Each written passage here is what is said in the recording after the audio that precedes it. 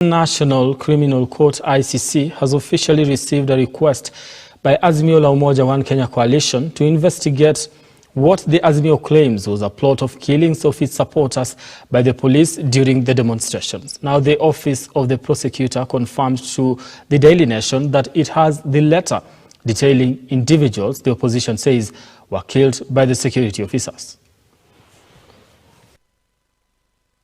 In a detailed report on the Sunday Nation, the Azimio la Umoja One Kenya has set in motion what could be a court battle at the International Criminal Court after they wrote a letter to the Hague-based court complaining about the police brutality against their supporters during demonstrations.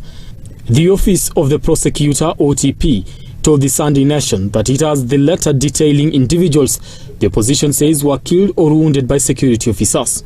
In the letter, Raila, through lawyer Paul Mwangi, the Azimio faction wants ICC prosecutor Karim Khan to investigate Inspector General of Police Japhet Koome for violating the constitution by declaring the opposition protests illegal. The coalition has listed an alleged special squad of police created by Koome to unleash terror on its supporters. Among the concerns shared by the opposition is alleged police negligence during the raid at the Northlands farm in Ruiru, Kiambu County, and the destruction of property at East Africa Spectre that is owned by the opposition leader Raila Odinga. The prosecutor, however, has not made any comments on the status of the case. The office of the prosecutor neither confirmed nor denied if the grounds cited by Azimio meet the threshold for the pre-trial chamber to authorize investigations and a determination on whether the matter will move to prosecution. Under Article 15 of the Rome Statute, any individual or group may send information on alleged crimes to the ICC prosecutor, who is duty-bound to protect the confidentiality of the information received. The office of the prosecutor, therefore, does not comment on such communications beyond confirming receipt if the sender has made that public. End of quote. The IG, in a recent response, dismissed the letter as a mix of propaganda and half-truth, saying it left out victims of criminals who took advantage of the protest to loot from businesses and destroy property. Talinda mdogo na mkubwa na nimesema bila woga na bila kutishwa. In any case, hata ukisema nini enda huko. I have patriotic police officers who will take over from me and do the job. I'm not worried by that.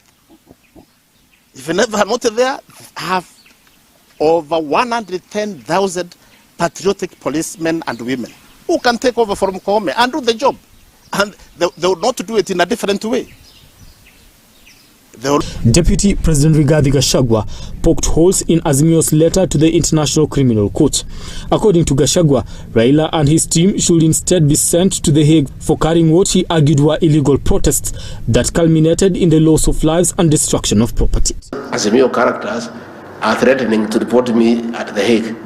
I don't know how defending your boss can be a crime against humanity. I think these Azimio characters have lost their head. I think they have been in the streets for many years.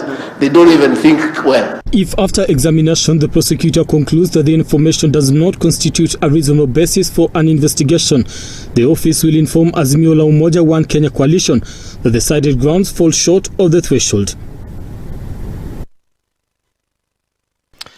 President William Ruto has promised Kenyans that